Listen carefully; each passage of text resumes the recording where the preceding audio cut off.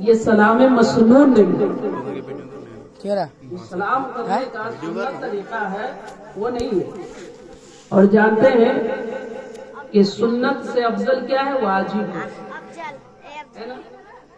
لیکن یہ سنت ایسی ہے جو واجب سے افضل ہے۔ سلام کرنا سنت اور جواب دینا واجب۔ سلام کرنے والے کو کتنی نیکیاں ملتی ہیں؟ 30، جواب دینے والے کو 10۔ اگر کسی نے سلام علیکم یا سلام علیکم کہا، جواب اگر نہیں دیا تو گنہگار نہیں ہوگا، لیکن سلام مسنون کرنے کے بعد اگر کسی نے جواب نہیں دیا تو وہ گنہگار ہوگا۔ سلام مسنون کیا ہے؟ السلام علیکم ورحمۃ اللہ۔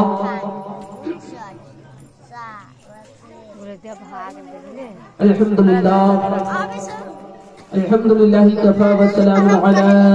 عبادہ الذین اصطفى اما بعد فاعوذ باللہ من الشیطان الرجیم بسم اللہ الرحمن الرحیم۔ قال اللہ تبارک وتعالی فی القرآن المجید والفرقان الحمید كل من عليها فان ويبقى وجه ربك ذو الجلال والإكرام۔ صدق الله العظيم وصدق رسوله النبي الأمين المتين المبين الكريم، ونحن على ذلك لمن الشاهدين والشاكرين والحمد لله رب العالمين۔ حضرات، اسٹیج پہ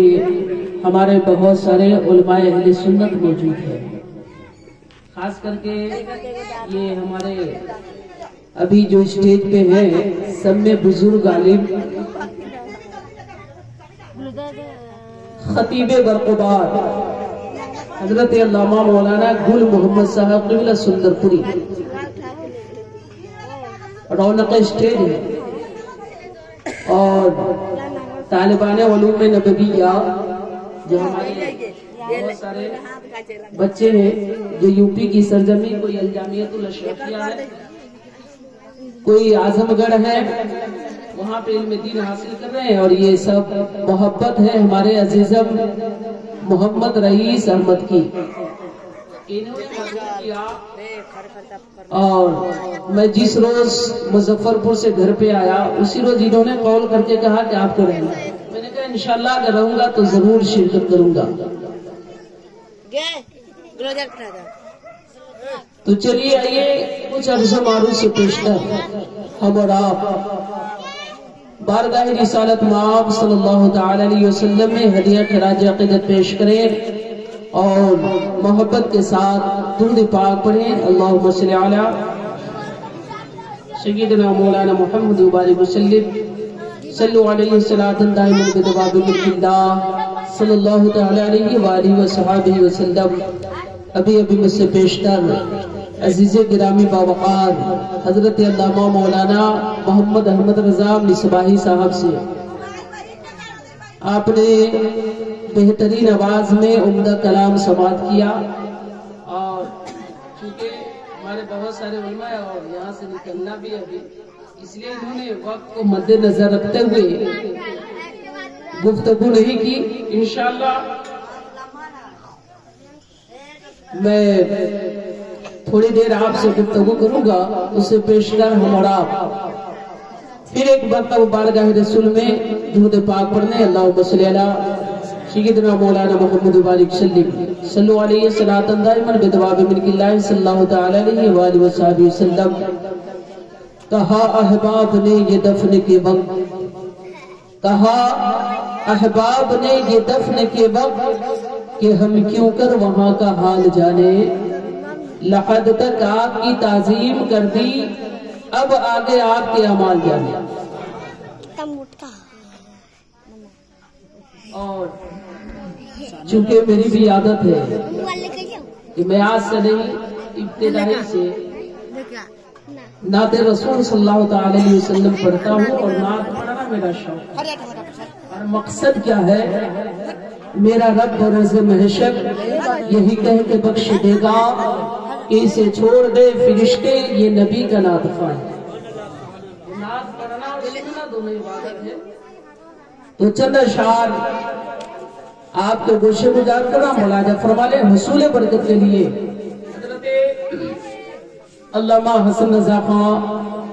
فاضل بریلوی رحمت اللہ علیہ کی نعت پاک تضمین کے ساتھ یعنی ایک مطلع اور ایک شعر آپ کی سماعتوں کے حوالے کر رہا ہوں، ملاحظہ فرما لیں۔ کسی کے سامنے کیا فائدہ سو بہانے سے، کسی کے سامنے کیا فائدہ سو بہانے سے، شہ بطحہ کہتے ہیں رحمت کے خزانے سے، شہ بطحہ کہتے ہیں رحمت کے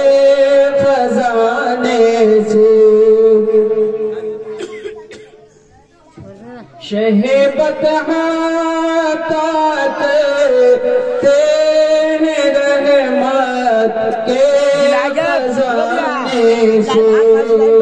بھلا ہونا کیا زخم جگر سب کو دکھانے سے، نہ آرام جس بیماری کو سارے زمانے سے، اٹھا لے جائے تھوڑی خاک ان کے آستانے سے، اٹھا لے جائے تھوڑی تکبیر نعرہ رسالت نعرہ رسالت جشن عید میلاد النبی نعرہ تکبیر نعرہ رسالت۔ کسی کے سامنے کیا فائدہ سو بہانے سے، شہ بطحہ کہتے ہیں رحمت کے خزانے سے، بھلا ہونا کیا زخم جگر سب کو دکھانے سے، نہ آرام جس بیماری کو سارے زمانے سے، اٹھا لے جائے تھوڑی خاک ان کے آستانے سے، اٹھا لے جائے تھوڑی خاک ان کے آستانے سے۔ پڑوسی ملک میں آپ نے سنا ہوگا عبد الغفور نام کا شخص جن کی عمر تقریباً ابھی 135 سال ہے، صوفی عبد الغفور صاحب 135 سال عمر ابھی ہے ان کی، اور جانتے ہیں ان کے والد صاحب کی ڈیوٹی تھی مدینہ المنورہ میں اور وہ گارڈ کا کام کرتے ہیں، ان کے یہاں جب ان کی ولادت ہوئی تو خوشیوں کا ماحول تھا، لیکن یہ خوشی غم میں اس وقت بدل گئی جب لوگوں کی نگاہیں ان کی نگاہ پہ گئی۔ صوفی عبد الغفور صاحب کیونکہ یہ نابینا تھے، لیکن جانتے ہیں ان کے جو والد تھے حضور سیدی سرکار اعلیٰ حضرت امام عشق و محبت کے مرید تھے، انہوں نے کنیکٹ کیا کہ حضور ایسا مسئلہ ہے،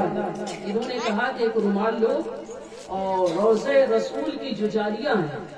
رومال کو بھگو کر کے اس جالیوں پہ پھیرنا اور وہاں تو ایسے گردوں کو باہر بھی نظر نہیں آتا ہے، لیکن انہوں نے کہا کہ پھیرنا اور اس رومال کو نچوڑنا، ایک پیالے میں جو پانی کے قطرے آئے اس پانی کو لے کر کے ایک سلائی کے ذریعے سے اس کی آنکھ میں ڈالا۔ انہوں نے ایسا ہی کیا، تھوڑی ہی دیر یہ عمل کیا، یعنی تھوڑے ہی دنوں یہ عمل کیا، اللہ تعالیٰ نے ان کی آنکھوں کے اندر بینائی عطا کر، یعنی روشنی آ گئی۔ پھر ان کے والدین جب وہاں سے آئے اپنے گھر پہ تو کہا کہ چلو پھر وہ مرشد سے ملاقات کر لی جائے۔ ملاقات کرنے کے لیے آئے بریلی شریف، تو ان کی والدہ نے کہا کہ حضور آپ دعا فرما دیں کہ اللہ تعالیٰ میرے بیٹے کی عمر 150 سال کی، یعنی 150 برس۔ حضور سرکار اعلیٰ حضرت نے کہا آمین، یعنی ماں نے دعا کی، انہوں نے آمین کہا کہ آپ نے دعا کر دی، میں نے آمین کہہ دی، اور ابھی بھی وہ باحیات ہیں، تقریباً ان کی عمر 135 سال ہے، لیکن ان کا ایمان اور عقیدہ دیکھیں، وہ کہتے کیا ہے کہ جب تک میری عمر 150 سال ہوگی نہیں میں دنیا کو خیر آباد نہیں کہہ سکتا، ان کا عقیدہ۔ تو میں یہ کر رہا تھا کہ پیارے آقا صلی اللہ تعالی علیہ وسلم کے روضے کی جالیوں سے یا ان کے قدم ناز سے اگر کوئی کمتر شے ہے، یہ دھول ہے، اس کی کوئی اہمیت ہے نہیں، لیکن لگ جائے تو اس کا بھی وقار بڑھ جاتا ہے، اور ایسی اہمیت حاصل ہوتی ہے، ایسی عظمت ملتی ہے کہ جہاں دنیا کی کوئی دوا کام نہیں کرتی ہے، وہاں پہ پیارے آقا صلی اللہ علیہ وسلم کے روضے کی جالیوں سے جو دھول لگ جائے یا حضور کی جوتیوں سے جو ذرہ چپک جائے وہ کام آ جائے کہ کسی